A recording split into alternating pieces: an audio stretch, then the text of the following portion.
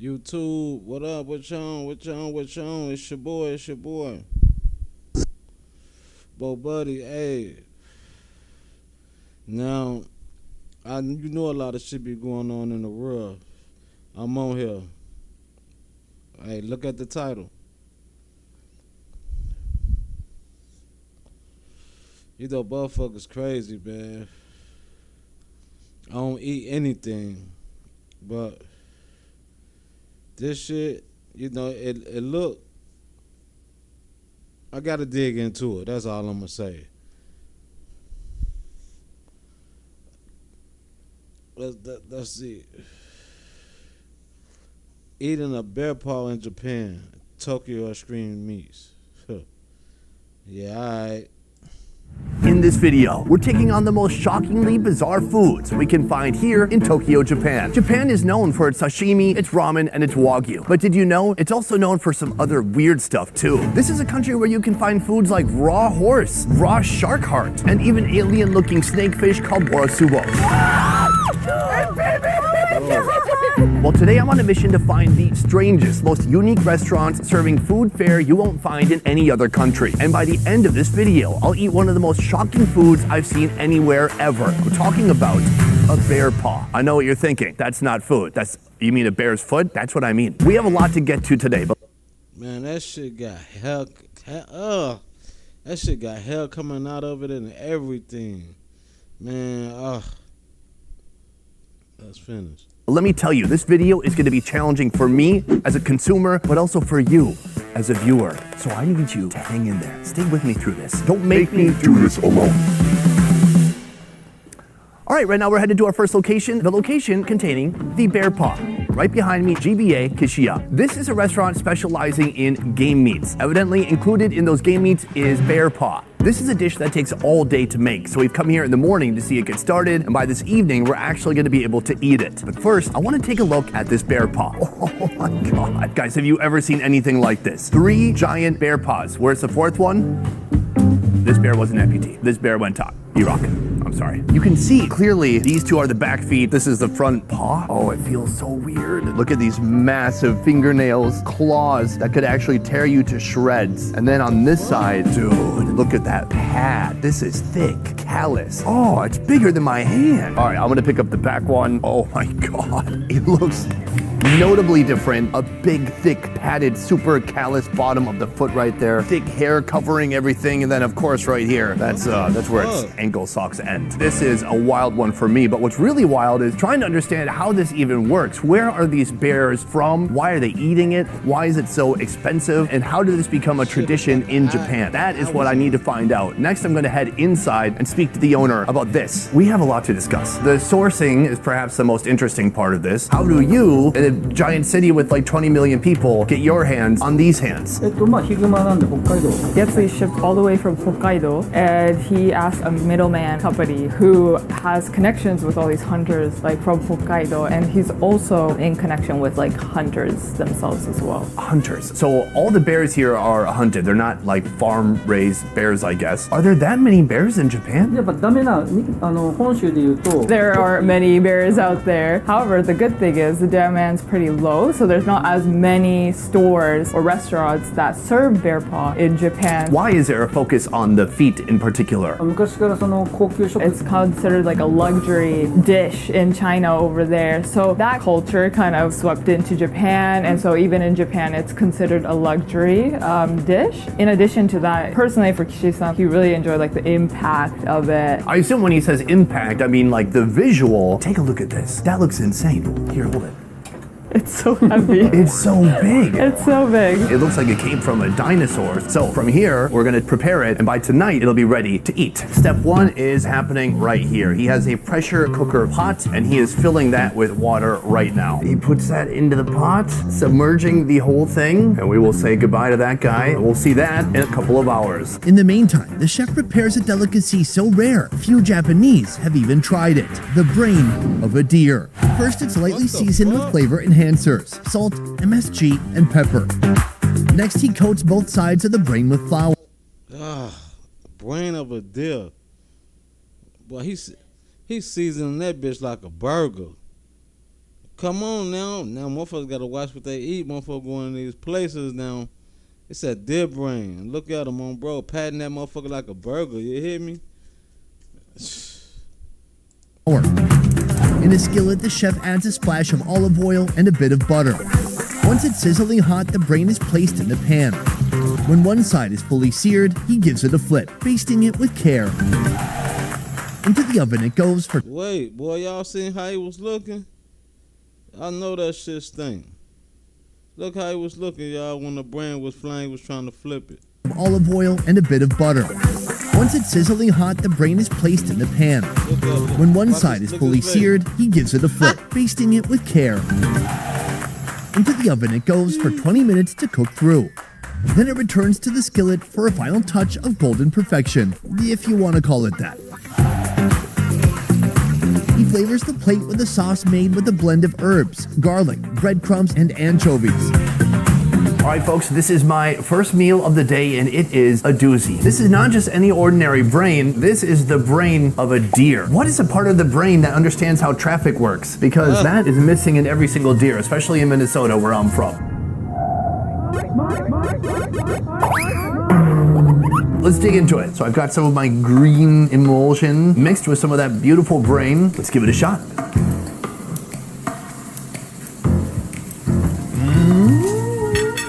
Wow, very fatty, soft, tender. The outside does have a little bit of a skin to it. That being said, all the flavors in my mouth, fireworks, amazing. This is my first taste of the day, and I've got to say, it's a strong start. But in the end, it's just a distraction from the inevitable Bear Paw.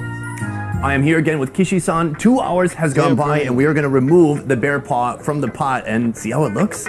Oh, it looks nuts. It's a bit smelly, although this is looking a lot cleaner, and you can see the claws just sticking out of the water. From here, he's filling the pot with even more water and dumping some of that out. The smells in here are amazing.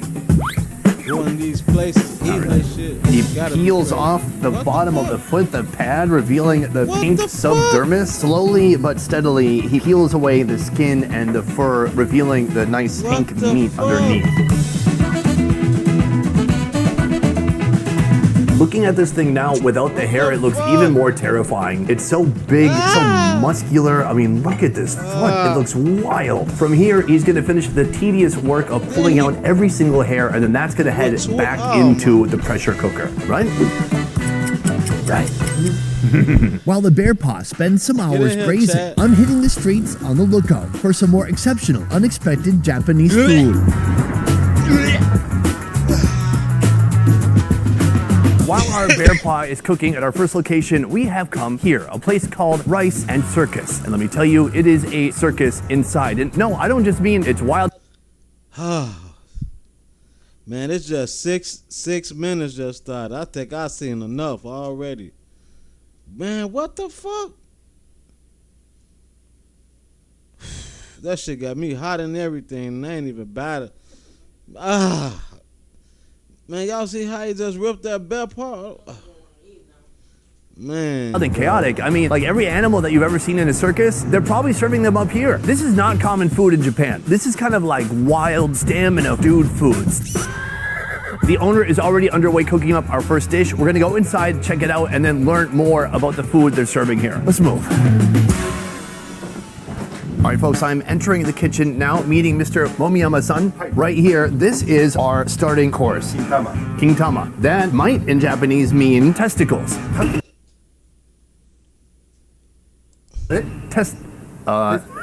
Testicles. These are not just any testicles. These are wild boar testicles. I'm told they're a little bit smaller than a pig's testicles. Now, he is going to prepare this into a delicious appetizer for me to try. Step one, he takes the testicle, which appears to be frozen. It's a testicle icicle at the moment. He slices each end, and he takes the skin from the outside of the testicle and just peels it away. From here, he gives the testicle a bit of a slice. They look like they could be pepperonis on a pizza. Kind of. A little bit. Not really. He eats it with a little bit of salt.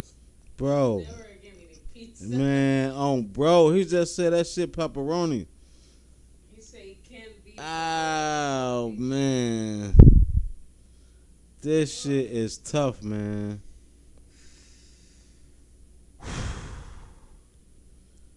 Man, you know how you can look at some shit, man, and that shit.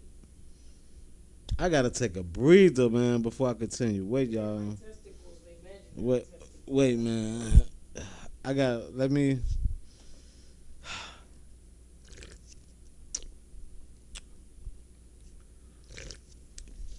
And I bet it smell like straight dead. Man, wow. They probably don't even smell like nothing dead. That shit different. And a little bit of pepper. And then here we have some flour. These look like donut holes at this point. The testicles are sizzling away. He throws some greens into the pan and a little bit of butter. He hits it with some soy sauce. He seasons the plate with pepper. Bro, look, they always get us with the butter. Look, you know the shit nasty that he had to season the plate. Hell no. She said, you know that shit nasty. They had to season the plate.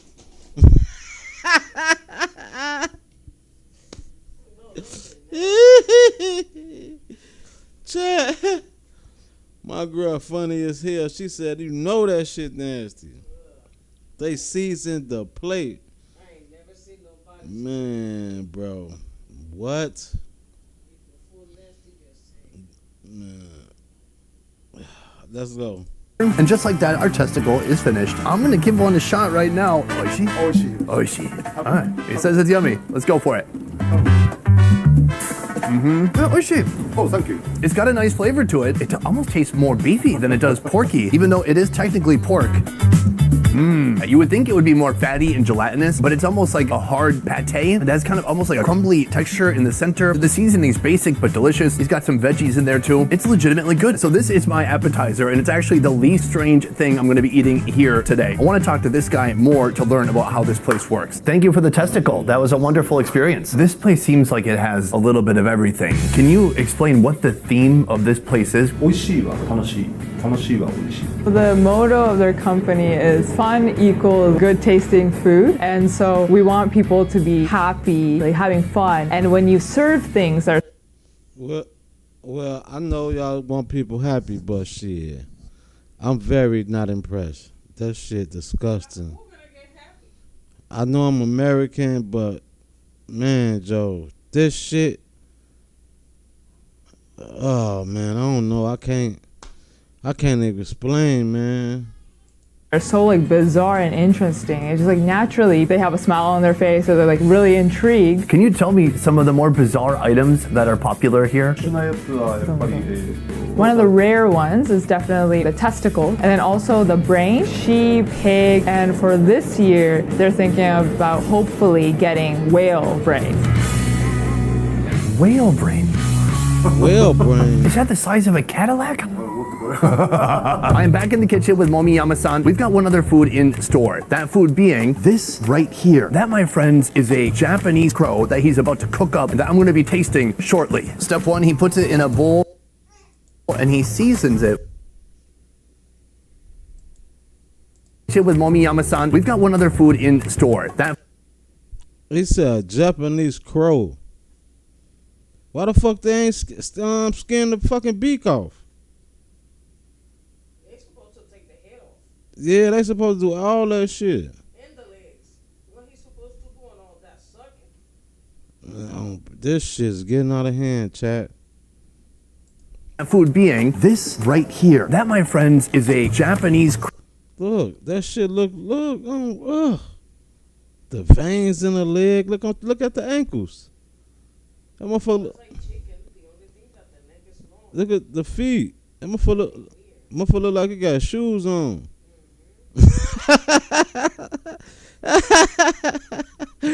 Hey man, y'all know I'm silly, man. Y'all get in this bitch, man. Oh God, this shit funny as hell. Hell no, man. That motherfucker on God look like he got dress shoes on. Or tell me that's some plastic or something they put around them. No, that's cause the beak like that. Hell no. That motherfucker got dress shoes on. They smell. crow that he's about to cook up that I'm going to be tasting shortly. Step one, he puts it in a bowl and he seasons it with a little bit of salt. He hits it with a little bit of oil. The seasonings are quite simple, especially for Japan, but it's because folks here want to have the real taste of whatever animal it is that they're eating. He puts it on a steel tray and it looks like that is going to head into the oven in the world's smallest kitchen. 20 minutes has passed. It is time to pull out that crow. There we go. Still sizzling. Oh my gosh. It looks insane. Look at that face. What the fuck? Man, he cooked the thing with the... He cooked the thing with the beak and the shoes on. Love Japanese. Tokyo. Man, y'all better have some motherfucking... Some American food. All right, folks, we have our epic main course right here, starting with the bird. The breast meat is usually the best because it has the most actual protein. So it looks a little bit medium. Let's give it a shot. That nigga needed scissors to cut that shit.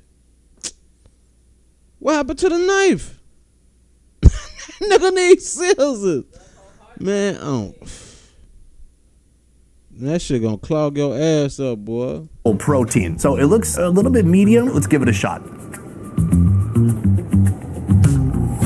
Not bad. It kind of tastes like quail breast, but more substantial. It's a bigger bird. It's got bigger pecs, more muscle for more flight. That is the breast. But my favorite part of most birds is right here. This is the drumstick. Oh my God, just do some jujitsu to it. Oh yeah, that's what happened to Conor McGregor right there. And then there you have it. Cheers. Yeah, tough indeed. It's a rich meat. It tastes good. It's most similar to maybe quail or puffin. A bit tough. I know it. And it has a lot of hemoglobin. It tastes like bloody and juicy, almost like a steak. So that is the crow. But the real highlight of this location is right beside it. The horse's, how do I say this? At first glance, it may seem terrifying to some of you. Man, these people finna eat the horse meat. Bro, the horse dick. He finna... And that's because it absolutely is. Let's talk about what we're going to be eating today. You have, I feel like we need to bleep it. Today I'm having a horse penis. What the fuck, man? What the fuck is wrong with people?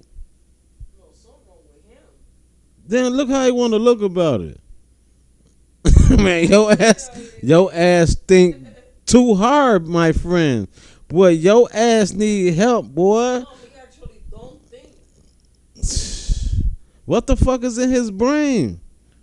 Cause he ain't thinking. Let's go, man. Why? So first reason is because a lot of people throw away penises. So to like use things that we don't use, kind of like sustainability, I guess, in a way. The second reason is definitely for fun. Everyone who comes here, they always ask, do you have this penis? Do you have that penis? This seems pretty fun. All right, should we do it? Oh, okay. Okay, so we have our horse part right here. He's gonna pick it up and just show us the size. That's big. And when he puts it down, it looks like it could be its own species. I never thought I would come face to face with something like this. Brutal. The first thing he does is he puts it into this pot of boiling water. And you know what? Let's get a couple in there while we're at it. All of that is gonna boil in there for 90 minutes. I'm told these horse parts are from France, Japan, and Canada. Wow, such a multicultural group right there. After boiling for a while, all the meats are moved to a pressure cooker for 10 minutes, with salt and MSG added to give the horse parts a flavor boost. Once the boiling is done, it heads into the oven for another 30 minutes to really lock in the flavor. Let's see the final product. Oh my God. Ooh. Here we have our horse appendage plated in its final resting place. Why would he want to eat that out of all the foods in the world? There's no typical food in Japan. Man. But it looks... Yeah, it looks gruesome. I don't know what to say. I'm not excited. Hold on, let me give it a little bit of a sniff. Good smell, he said. This thing right here costs $56. It's a bit pricey for a nightmare of a food experience. If we were showing this in a traditional Japanese film, we would have... That's crazy. That's crazy. Traveling, what, 10 hours to Tokyo? That's crazy. Like she said, paying $56 to $60 to travel to Tokyo to go eat dick is crazy. To go eat penis, horse penis, is crazy. My girl said it best. That's too crazy. You gotta be a psychopath. You gotta be. 'Cause ain't no way, boy. Ain't no way, boy. Ain't no way. To do this to it. Pixelation. So I'm gonna start with mid-shaft, I guess. This is a good time to click away from the video, but don't do it. Oh God, it's so gummy. This is a lot to handle. The only thing giving me comfort is knowing that in a second I'm gonna turn the camera around and make the camera guy take a bite. Cheers.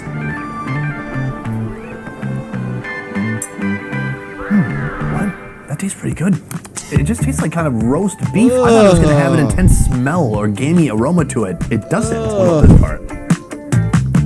This thing has been braised so long in that pressure cooker, it has really broken down all the fat. It's become very tender. They could throw this inside a Mexican taco. You wouldn't really know what it was. You would think it's beef. Sure, there's some unusual textures. It's kind of like gooey, tendon, soft meat. You can just see the texture as I move it around. But in the end, it's pretty good. So I know what you're asking yourself. Since I generally enjoy this overall, am I gonna be willing to try the tip? The answer may surprise you. It's no. But my camera guy. I've got a small portion right here. Here, let me borrow that from you. How you feeling, Thomas? Not so great anymore. Stab it. Have to eat the whole thing. It's a one biter. Give it a shot. It's like braised beef. Imagine it's just braised beef. You want some sake? Go ahead. So fatty. Well done. That is an experience you can't undo. But today we have a lot more to see. Soon we're going to be going to that first location again to try the completed Bear Paw. But first, if you are coming to Japan, I highly recommend booking a food tour or food experience with Byfood.com. I'll talk about them more at the end of the video. But now we're headed to our next location where we're going to try something that's still alive. Let's move. We have come to our next location here, a place where you can actually go fishing for your food yourself. And then the food they turn that food into. It's wild. Let me show you how it works. First of all, we have a diagram right here. Step 1, buy a fishing rod, then go fishing, then do a dance of joy once you've caught a fish. From there, you pass the fish to a chef, then they cook it in any way you prefer, and finally, you eat the fish. Let me show you inside. Basically, it's a giant pool with a boat built on top of it. Then inside, you've got water that is full of fish. These are fish that you can catch yourself with a fishing rod if you would like. Along here, they have a load of different fish. They have horse mackerel, they have sea bream. As you keep going, they even have lobster. How are you gonna fish for a lobster? We are gonna be having a lobster later though. Right now, we're headed into the kitchen for a food known as dancing squid. We have our squid wrangler right here. We have our chef, and we have the star of the show right here. That is the squid. Step 1, remove the squid from its little prison. He takes a knife and he goes beneath the cap, cutting it off, removing it, turning the whole thing white. He puts a stick inside of it, puts it over some ice, and then he takes some soy sauce, he pours it on top, and that is our dancing squid. Oh man, that looks gnarly. Additionally, he gets some lemon to put on top. Can I say that was a pretty short-lived dancing career? Oh, hold on. We got a twitch. Meanwhile, over here we have the cap from the squid. The chef splits it in half, and that's like its organs and brain and digestive. All of it's in its head. He peels the skin from the main meat of the squid, leaving behind this beautiful, meaty, translucent layer. From here, he cuts the bony tendon from the cap. Ew, we don't want that. He lightly scores it, not cutting it all the way through. Whoa, then he chucks it at the cutting board, it curls up immediately. And from here, he really juliennes the squid, cutting it into thin pieces. He put the skin of the squid onto the serving dish, and then our squid cap sashimi going on next. Good? Good, thank you. Boom, squid right here. This is like the thin strips of sashimi. Let's give it a shot. Hit it with a little bit of soy sauce. Oh, that's good. It's a delightful texture. It's cold, it's very dense. It's really like squid, and that's about it. If you had this skin on there, I'm guessing it would feel a lot more slimy. Ugh. Am I supposed to eat this? You know, after the horse? Let's go for it. Hit it with a little bit of soy sauce, and I wish I had a beer. It's really crunchy.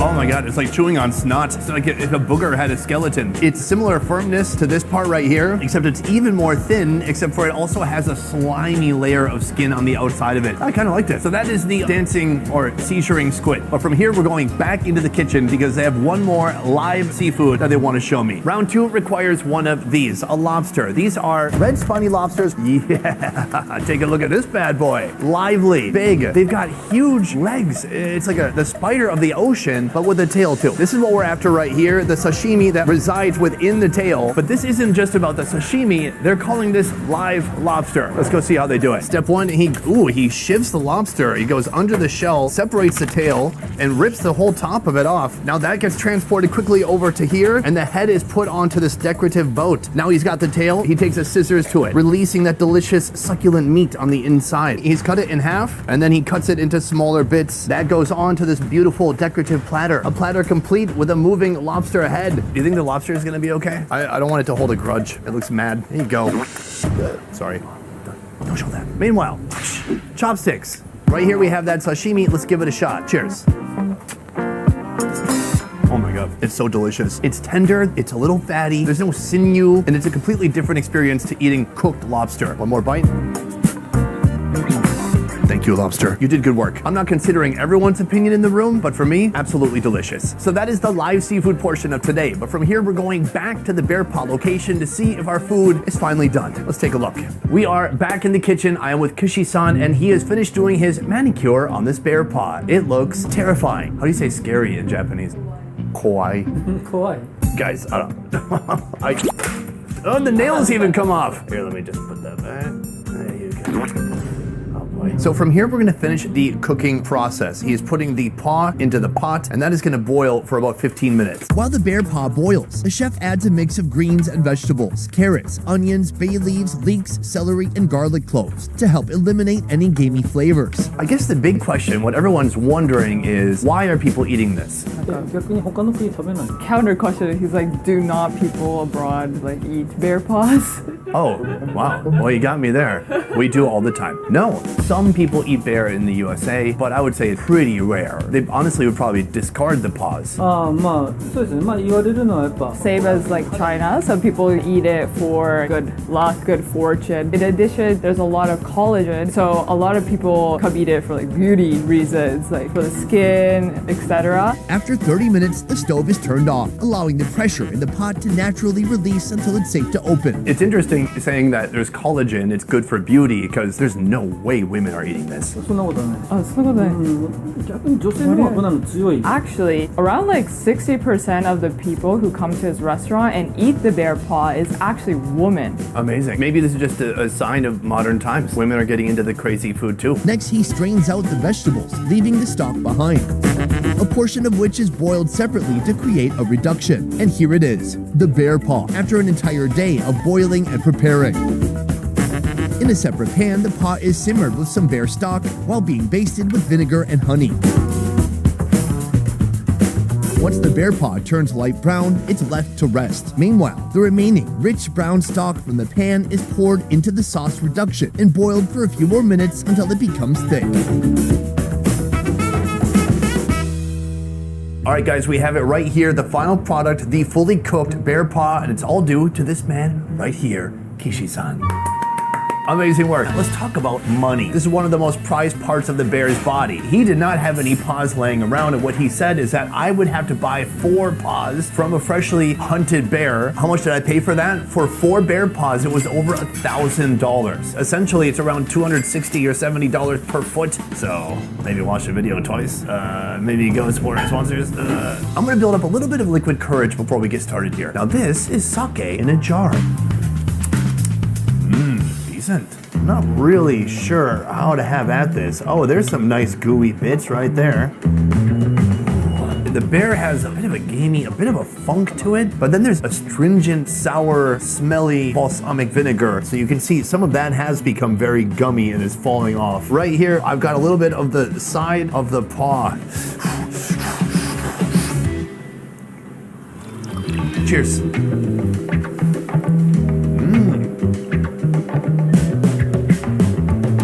very gummy, super gelatinous. It's a funky tasting bear. If I'm gonna get any meat out of this thing, I gotta go to the palm. These are the pads, the toes, and then the pads on the bottom of the foot. That is gonna be super gelatinous. Let's try to get this. Oh, it's so gooey. So this seems to be a bit more meaty. This seems like legitimate protein. Let's give it a shot. Oh, wow. It's so spongy. It's like eating lungs. You bite and it bites back. That is the springy tissue that's meant to support the weight of a bear that weighs over 450 pounds. Of course, it's just gonna be padding. I'm struggling here, my guy. He's already moved on to his next project. Let's try this. This is the toe. That one's a little bit more like cow skin, just very thick skin that's been braised forever. It's fatty, it's gelatinous. Right now I feel so grateful that he mixed all these bear flavors with this strong balsamic vinegar, and it's very powerful, and it's offsetting any of that funkiness from the bear claw. This is something I feel like that could feed a group of people. First of all, it's super rich. This can't be a meal. There's no way someone's sitting down to eat a whole bear paw. This is an unbelievable tradition, a food that when I heard about it, I was very shocked to hear that it existed here in Japan. Today I set out with the goal of eating bear paw, and we found one and we cooked it, and by golly, I ate it up. What a treat. But from now, I'm gonna go outside and tell you which food I thought was the most shocking from today and which food I suggest you never try. Let's move. Today was a wild day. Inside, I told you I was gonna tell you which food was the most shocking to me, but also which food I think you shouldn't try. Can I be honest? It's the same food. It is the bear paw. Yes, I know I ate it, but I ate it for journalistic purposes. Basically, I ate the bear paw so you don't have to. I can't have it on my conscience that a bunch of tourists come to Japan and eat bear paw now. Don't do it. This was such a unique experience and something I'm probably never gonna experience again. Throughout the day, it is amazing to see how Japanese folks look at food differently from really the rest of the world. Whether it's seafood, whether it's unusual animals, or whether it's unique preparations of those foods. Before we go, I want to say a huge thank you to the company that made this video possible, Byfood.com. Traveling to Japan? Make your trip extra special with an omakase sushi dinner in Tokyo or a ramen cooking class in Osaka through Byfood.com. With over 800 tours, classes, and experiences, and over 3,000 restaurants across Japan. Planning a delicious trip has never been easier. Whatever you're craving, you're sure to find it on Byfood.com. Otherwise, that is it for this video. Thank you so much for watching. I'll see you next time. Peace. Man, chat, he lost his motherfucking mind. He lost his top, chat. But y'all already know, man, your boy More Money. I'll be back with some more crazy stories, man. Yeah.